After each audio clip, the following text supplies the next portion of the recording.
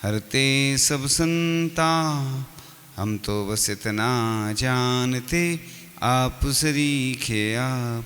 हम तो बस इतना जानते आप सरीखे आप।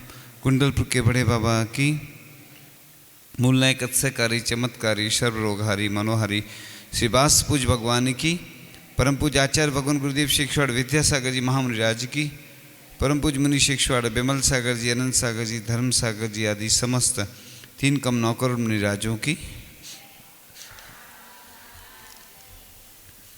विभिन्न दिनों से प्रसंग चल रहे हैं। जब कैलाश पर्वत पर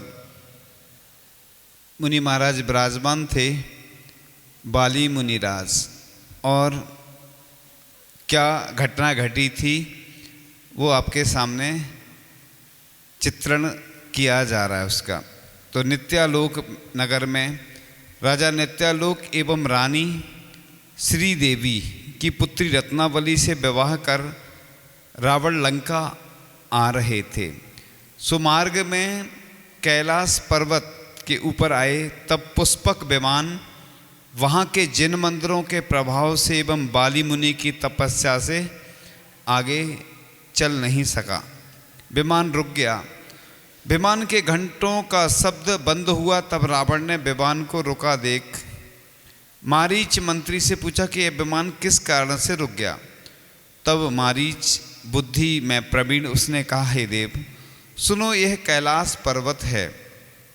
यहाँ कोई मुनि कायोत्सर्ग मुद्रा में ध्यान कर रहे हैं। शिला के ऊपर रत्न के खंभे समान सूर्य के सन्मुख ग्रीष्म काल में आतपन योग धारण किया है। अपनी तपरूपी कांति से सूर्य की कांति को जीत लिया है। ऐसे यह महामुनि धीर वीर महाघोर उग्र तप को प्राप्त किया है। शीघ्र ही मोक्ष जाना चाहते हैं, इसलिए नीचे उतरकर दर्शन का पुण्य लेकर आगे चलो, या विमान को पीछे कर कैलाश पर्वत को छोड़कर अन्य मार्ग से चलो। कदाचित हठ पूर्वक कैलाश पर्वत के ऊपर होकर चलेंगे तो विमान के खंड खंड हो जाएंगे। यह मारीच के वचन सुनकर राजा यम को जीतने वाला अपने मान से युक्त होकर कैलाश पर्वत को देखता रहा। कैलाश पर्वत देख रावण विमान से नीचे उतरा। वहाँ ध्यान रूपी समुद्र में मग्न अपने शरीर के तेज से 10 दिशाओं में प्रकाश किए ऐसे बाली महामुनिराज को देखा। हाथी की सूंड के समान दोनों भुजाएं लटकाकर कायोत्सर्ग ध्यान में खड़े हैं। शरीर पर सर्प लिपट रहे हैं। देखो कितनी एकाग्रता, सर्प भी लिपटे हैं, अपन डर जाते हैं, घबरा जाते हैं। मुनि महाराज कितनी एकाग्रता में लीन हो जाते हैं। एक आचार्य शांति सागर जी का भी उदाहरण आता ना कि बहुत सारी चींटियाँ चढ़ गईं, और क्या होता ना, वो आता ना 6 डाला में उपल खाज खुजावते हैं। इतने लीन हो जाते हैं कि बस आत्मा अलग है, शरीर अलग है, भेद विज्ञान जागृत हो जाता है, बिल्कुल ध्यान ही नहीं रहता। कई लोग जब महाराज जी आहार करते हैं ना, उसके बाद बैठते हैं तो लोग पहुंचते हैं, तो हम लोग ये बोलते हैं कि 2 मिनट की और शांति। वैसे तो मुनिराज को कुछ वो नहीं रहता, लेकिन फिर भी ऐसे ही ध्यान कर रहे हैं। कई लोग कहते हैं महाराज जी आप समय कर रहे हैं, हम चरण छू सकते हैं।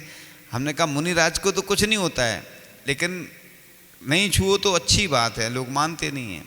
इसी प्रकार से कोई ध्यान में लंबे बैठे हैं मुनिराज, अब मुनिराज तो अपनी ध्यान साधना में लीन है। कोई मुनिराज जैसे आवक भैयावृत्ति आदि कर देते हैं कई बार कि उनको कमर में दर्द हो रहा होगा, या वैसे तो डिस्टर्ब हो जाता कई बार।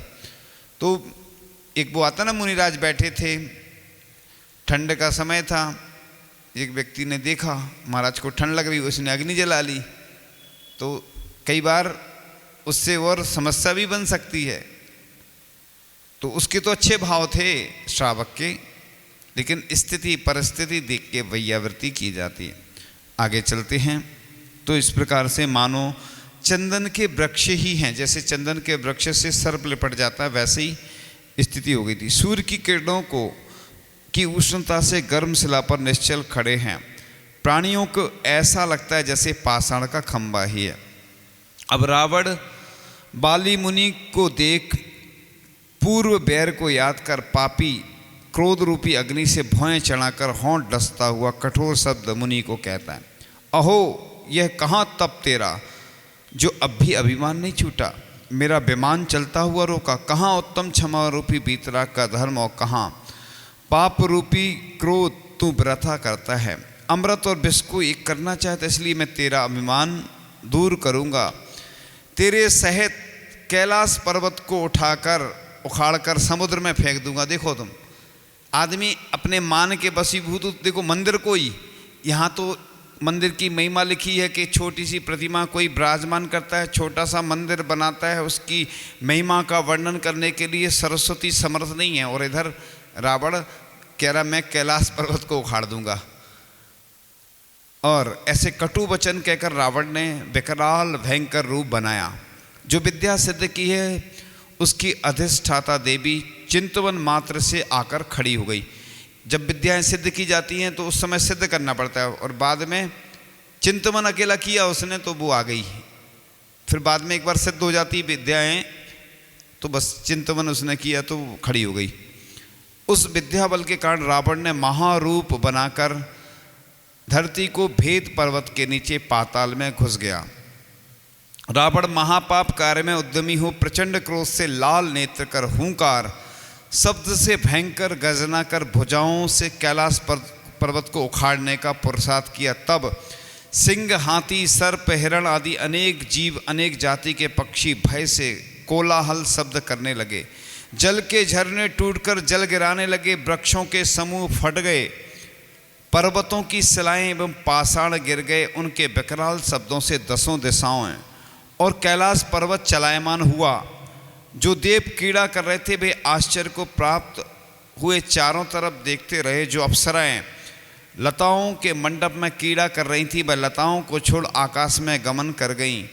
भगवान बाली महाराज ने, मुनिराज ने रावण का खोटा कार्य जान स्वयं धीर वीर क्रोध रहित कुछ भी खेद नहीं माना। जैसे निश्चय खड़े थे वैसे ही खड़े रहे। चित्त में ऐसा विचार किया कि इस पर्वत पर भगवान के चैत्यालय, अब तो वहाँ तक भी सड़क हो गई है पास में कैलाश पर्वत जाने के लिए। पहले तो दूसरे माध्यम से जाते थे, कुछ था, अब कुछ दिनों बाद सड़क का काम चल रहा है उधर तक, वहाँ से कैलाश पर्वत दिखता है। एक इसका हमने कैलाश पर्वत का एक लामची दास जी थे, लामची दास जी ब्रह्मचारी, और उन्होंने संकल्प ले लिया कि जब तक भगवान के दर्शन नहीं होंगे तब तक मैं भोजन का त्याग करता हूँ। वो बैठ जाते हैं, एक देव आता है और देव उठा के ले जाता उनको, और कैलाश पर्वत के वो दर्शन करते हैं। ऐसा उनने एक पुस्तक में लिखा है। ब्रह्मचारी थे वो, अभी की बात है ये, अभी नहीं मतलब कुछ वर्षों पुरानी। तो उनको कैलाश पर्वत के दर्शन देव ने कराए थे, लेकिन वैसा संकल्प सब लोग नहीं कर सकते ना उतना। अब चित्त में ऐसा विचार किया कि इस पर्वत पर भगवान के चैत्यालय अति ऊंचे ऊंचे महासुंदर शोभायमान रत्नमयी भरत चक्रवर्ती ने बनवाए हैं, जहाँ निरंतर भक्ति से युक्त सुर असुर विद्याधर पूजा को आते हैं। सो इस पर्वत को कंपायमान होने से सभी चैत्यालय नष्ट एवं खंडन मंडन हो जाएंगे और अनेक जीव विचरण करते उनको बाधा ना हो एवं चैत्यालयों की रक्षा हो। ऐसा विचार कर अपने पैर का अंगूठा हल्का सा दबाया दिखाना था उसको। तब रावण महाभार से युक्त होकर दब गया और विकराल रूप जो विद्या से बनाया था वह भी नष्ट हुआ। महादुख से व्याकुल हुआ, नेत्रों से रक्त बहने लगा, मुकुट टूट गया, पर्वत दब गया। सो रावण के घुटने एवं जंघा छिल गईं। रावण तत्काल पसीने से भीग गया, धरती गीली हो गई, रावण कछुए के समान हो गया, रोने लगा। इसी कारण से पृथ्वी पर रावण कहलाया। रोने के कारण रावण कहलाया वो। हाँ, और पहले अब तक दशानन नाम था, रोने के कारण उसका नाम रावण पड़ा। इसका अत्यंत दीन शब्द सुनकर इनकी रानियां विलाप करने लगी और मंत्री सेना पति आदि सब सुबह पहले तो युद्ध करने को तैयार हुए।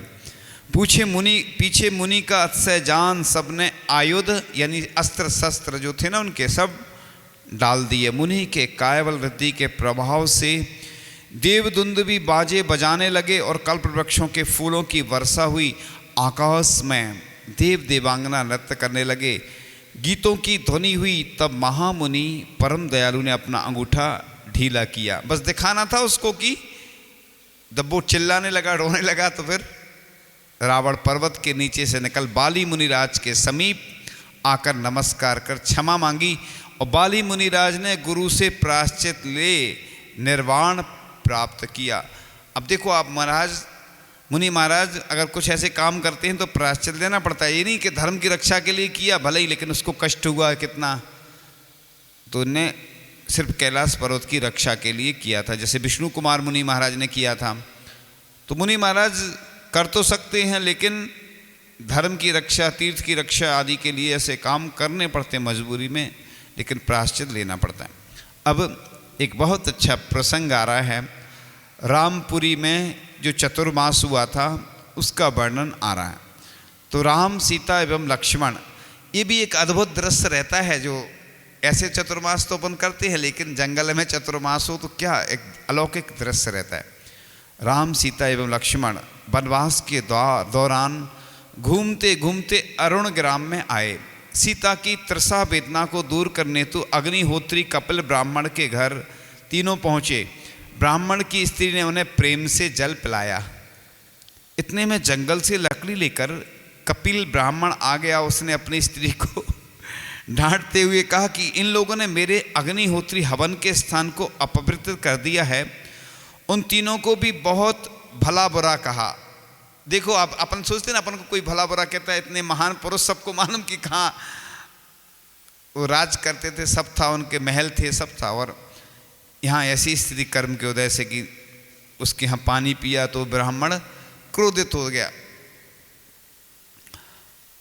पर राम उसे शांत कर वन की ओर चले। वर्षा काल निकट था, घनघोर बारिश हुई। पूर्ण आकाश को श्याम करता हुआ मेघ बादलों की गर्जना से पर्वत की गुफाएं शब्द रूप हो गईं। गहरे नक्षत्र ताराओं को ढककर बिजली चमक रही है।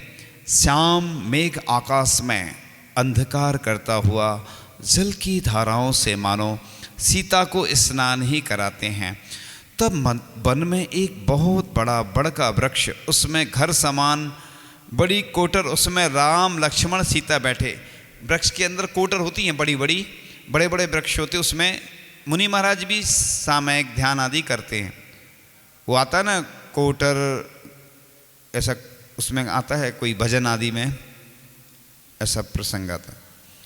तो वह राम लक्ष्मण को महा तेजस्वी रूपवान जान अपने स्वामी को नमस्कार कर कहा, हे नाथ, कोई स्वर्ग से आकर मेरे स्थान पर ठहरे हैं।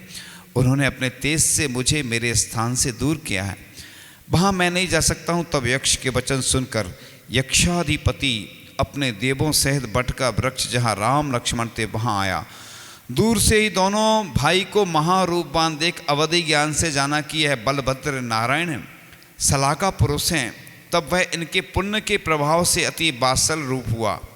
क्षण मात्र में महामनोग नगरी की रचना की। वहाँ सुख से सोते हुए प्रातःकाल सुंदर गीतों की ध्वनि से राम लक्ष्मण सीता जगे। रत्न जड़ित सेज पर अपने देख और मंदिर अति मनोहर, बहुत खंड का अति उज्ज्वल, संपूर्ण सामग्री से पूर्ण एवं सेवक बहुत आदर विनय करने वाले नगर में मधुर शब्दों की ध्वनि एवं कोट दरवाजों से सुशोभित सुंदर भवन को देखा तो ही पुरुषोत्तम राम का मन आश्चर्य को प्राप्त नहीं हुआ। देखो उनको इतना, रामचंद्र जी को इतना अच्छा नगर भवन मिल गया, फिर भी आश्चर्य नहीं हुआ। लोग थोड़ा सा मिल जाता तो एकदम से गिफ्ट जैसी मिल जाए अचानक तो खुश हो जाते। यह क्षुद्र पुरुष की चेष्टाएं हैं जो थोड़ी वस्तु को देखकर भी आश्चर्य से चकित होते हैं। सभी वस्तुओं से सहित इस नगर में राम लक्ष्मण सीता यहाँ निवास करते, मानो ये देव ही हैं। यक्षाधिपति ने राम के लिए नगरी की रचना की, इसलिए पृथ्वी पर रामपुरी प्रसिद्ध हुई। ब्राह्मण प्रतिदिन लकड़ी लेने जाता नगरी को देख आश्चर्यचकित हुआ। घर आकर ब्राह्मण ने अपनी पत्नी से कहा, हे प्रिय, मैं लकड़ियां लेने वन में गया था। वहां वन में एक मनोज्ञ रामपुरी देखी। उस नगरी के पास उद्यान में एक सुंदर नारी देखी। वह कोई देवता होगी। मैंने पूछा, ये नगरी किसकी है? तो उसने कहा, रामपुरी है। यहाँ का राजा श्री राम श्रावकों को मन वांछित दान देते हैं। तो ये छोटे छोटे प्रसंग हैं, किस प्रकार से क्या घटना घटी। अब अपन चर्चा करते हैं कि जो राम थे वो कैसे थे, उनका क्या व्यक्तित्व था, उसके बारे में थोड़ा सा। तो जैन परंपरा में राम को बलभद्र कहा है। ये 9 संख्यक हुए हैं। इनमें 8वें बलभद्र को उनके माता पिता ने पद्म, जो पद्म है ना, राम का नाम दूसरा था, पद्म पुराण उसी नाम से प्रसिद्ध को प्राप्त हुआ, अलंकृत किया था। मूलतः इनका इक्ष्वाकु वंश था, राम का वंश इसमें। इनके पिता दशरथ अयोध्या के राजा रघु के पौत्र अनरण्य के कनिष्ठ पुत्र थे। महादेवी पृथ्वीमती दशरथ की माता और अनंत रथ बड़े भाई थे। धर्व स्थल नगर के राजा सुकौशल और रानी अमृत प्रभा की पुत्री अपराजिता राजा दशरथ की प्रथम रानी, और कमल संकुल नगर के राजा सुबंधु तिलक और उनकी रानी मित्रा की पुत्री कैकई दूसरी रानी थी। यह लोक में सुमित्रा नाम से प्रसिद्ध हुई। तीसरी रानी का नाम सुप्रभा था। कौतिक मंगल नगर के राजा शुभमती और रानी पृथुश्री की पुत्री कैकया चौथी रानी थी। इसने राजा दशरथ को स्वयंवर में वरण किया था। राजा दशरथ अपने सम्यक दर्शन और राज्य दोनों संप्रदाय प्राप्त की थी। उन्होंने वे दोनों में सम्यक दर्शन को रत्न और राज्य को तृण तुल्य मानते थे, यानी तृण माने घास के समान राज्य को मानते थे। आपने न केवल जैन मंदिरों का जीर्णोद्धार कराया था, अपितु स्वयं ने भी जिन मंदिर बनवाए थे। राम का जीवन संस्कारों से संस्कारित रहा प्रतीत होता है। राम ज्येष्ठ और श्रेष्ठ दोनों थे। संसार में ज्येष्ठ होना कठिन नहीं है, सरल है, किंतु श्रेष्ठ होना अत्यंत कठिन है। श्रेष्ठत्व की प्राप्ति के लिए बहुत त्याग अपेक्षित होता है, विविध दुख सहने होते हैं। राम राजा दशरथ की प्रथम रानी अपराजिता के पुत्र थे। गर्भावस्था में आपकी माता ने रात्रि के पिछले पहर में 4 स्वप्न देखे थे। स्वप्न में उन्हें क्रमशः सफ़ेद हाथी, सिंह, सूर्य और चंद्रमा दिखाई दिया था। स्वप्न का फल पूछे जाने पर राजा दशरथ ने अंतरंग और बहिरंग शत्रु के नाशक पुत्र का होना बताया था। फल सुनकर रानी अपराजिता ने जिनेंद्र की जिन मंदिर में पूजा वंदना की थी। देखो, गर्भवती अवस्था में भी जिन मंदिर में पूजा वंदना की थी। और राम का धूमधाम से जन्मोत्सव भी मनाया गया था। जन्म की सूचना देने वालों को राजा दशरथ ने छत्र, चमर तथा वस्त्र छोड़ सभी वस्तुएं दान में दी थीं। राम सुयुग पिता के सुयुग पुत्र थे। राम के 3 छोटे भाई थे। इनमें लक्ष्मण रानी सुमित्रा से, भरत रानी कैकया से और शत्रुघ्न रानी सुप्रभा के पुत्र थे। इस प्रकार राम 4 भाई थे और चारों में वे ज्येष्ठ थे। वे ज्येष्ठ ही नहीं, उनमें ज्येष्ठत्व भी था। हर भाई का उन्होंने विपत्ति काल में निस्वार्थ भाव से सहयोग किया था। दुष्टों को परास्त करना, शरणागत को स्वयं दुखी रहकर भी सहयोग करना, संकट ग्रस्त जनों के संकट दूर करना जैसे कृत्य उनके श्रेष्ठत्व के प्रतीक हैं। अतः कहा जाता है कि ज्येष्ठ और श्रेष्ठ दोनों थे। अपर नाम, तो माता अपराजिता ने अपने पुत्र पद्म का दूसरा नाम बल रखा था, बल। इसी प्रकार सुमित्रा ने अपने पुत्र लक्ष्मण का दूसरा नाम हरि, और कैकया ने भारत का दूसरा नाम अर्ध चक्रवर्ती, और सुप्रभा ने अपने पुत्र का शत्रुघ्न नाम रखा था। इस प्रकार शत्रुघ्न को छोड़ तीनों भाइयों के 2-2 नाम थे। और पूरे पद्म पुराण में अनेक प्रसंगों पर उसकी जिनेंद्र भक्ति दृष्टव्य है। भगवान चंद्र प्रभु का वह परम भक्त है। पर्व तिथियों में विशेष पूजन अर्चन करता है। अष्टानी का पर्व में नंदीश्वर दीप की वंदना पूजा उसकी भक्ति और भक्ति में दृढ़ता का प्रतीक है। पूजा अर्चना में उसका पूर्ण रूपे ध्यानस्थ होना उसकी तन्मयता का प्रतीक है। प्रारंभ में वह इन्हीं प्रभु की आराधना से अनेक विद्याएं सिद्ध करता है और अंत में राम से युद्ध के पूर्व भी ऐसी ही विद्या की प्राप्ति करता है। उसकी ध्यानस्थ अवस्था में बड़े से बड़े वीर भी उसे डिघा नहीं सकते। और चरित्र की दृष्टि से, अच्छा ये रावण का वर्णन चल रहा है कि चरित्र की दृष्टि से एक और जहाँ पूज्य मुनि महाराज से प्रतिज्ञाबद्ध होकर बिना इच्छा के उसने नियम लिया था कि किसी भी स्त्री को आंख उठाकर भी नहीं देखेगा, वहीं सीता के प्रति उसकी आसक्ति उसे चारित्रिक पतन की श्रेणी में रखता है। यद्यपि वह सीता से बलात् कुछ भी नहीं करता, परंतु उनका ध्यान याचना यदि उसे कामुक की श्रेणी में रखते हैं। उसका अहम उसके सद्गुणों पर ग्रहण बनकर छाया रहा। अपनी शक्ति कुल आदि का गर्व उसे सत्कार्यों के प्रति उपेक्षित बनाए रखा। यही कारण है कि अपने सीता हरण के कृत्य को वह दूषित मानता है। कभी पछताता भी है, रावण की ही बात चल रही है, परंतु उसका अहम उसे गलती स्वीकारने नहीं देता। यही अहम उसकी मृत्यु का कारण बनता है। इसी अहम के कारण वह पत्नी मंदोदरी, भाई विभीषण व अन्य गणमान्य लोगों की सलाह ठुकरा देता है। सीता के प्रसंग में एक प्रेमी से अधिक दीनहीन कामुक व्यक्ति ही लगता है। यह उसके चरित्र पर एक धब्बा सा लगता है। अंत में इतना ही कि वह सुंदर बहादुर वीर परंतु बुद्धि से भ्रमित खलनायक बन गया। रावण की इसलिए, वैसा तो वो सब कुछ अच्छे थे उसके अंदर गुण, कुछ कारणों से खलनायक, जैसे वो फिल्म में देखते ना अपन, हीरो होता है और एक खलनायक होता है, वही रावण वैसा व्यक्ति नहीं था, लेकिन कुछ गलतियों के कारण ही उसको नेगेटिव में देखते हैं लोग, सभी पूरे जगह लोग उसको ऐसा, इस कार्य के कारण उसको बुरा मान। तो इसी प्रकार से खरदूषण, इंद्रजीत, कुंभकर्ण आदि का समावेश किया जा सकता है। चूँकि खरदूषण चंद्रनखा के पति है, उनके पुत्र शंभु का वध ही उन्हें युद्ध के लिए प्रेरित करता है। अपने पुत्र की हत्या का बदला लेने की वह लक्ष्मण से युद्ध करता है।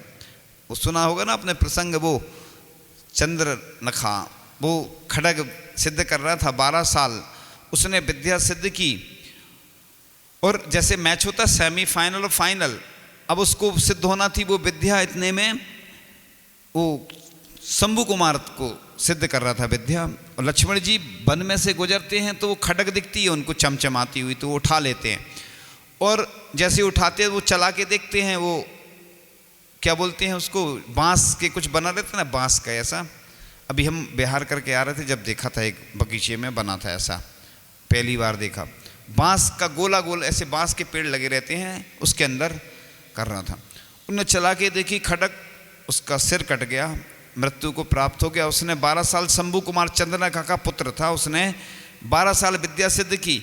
पुण्य और पाप का देखो यही तो खेल है कि उसने विद्या सिद्ध की और मिल गई किसको, लक्ष्मण जी को, सिद्ध हो गई वो।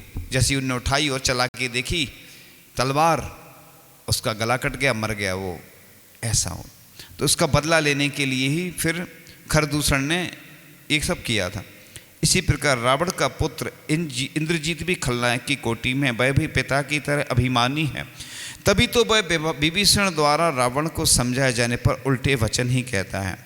इसी प्रकार कुंभकर्ण भी अपने भाई रावण की सहायता के लिए युद्ध कर उसकी गलत नीतियों इच्छाओं का समर्थन करता है। इंद्रजीत, कुंभकर्ण आदि सिर्फ इसी दृष्टि से खलनायक के सहयोगी माने जा सकते हैं कि वे रावण के समर्थन व युद्ध में सहायक रहे। तो इस प्रकार से यह वह समय का प्रतापी था, विद्वान था, जिन वक्त था और राक्षस वंशी था। इस प्रकार से यहाँ यह प्रसंग पूर्ण होता है। इसके बाद आगे का क्रम आता है भजन का, और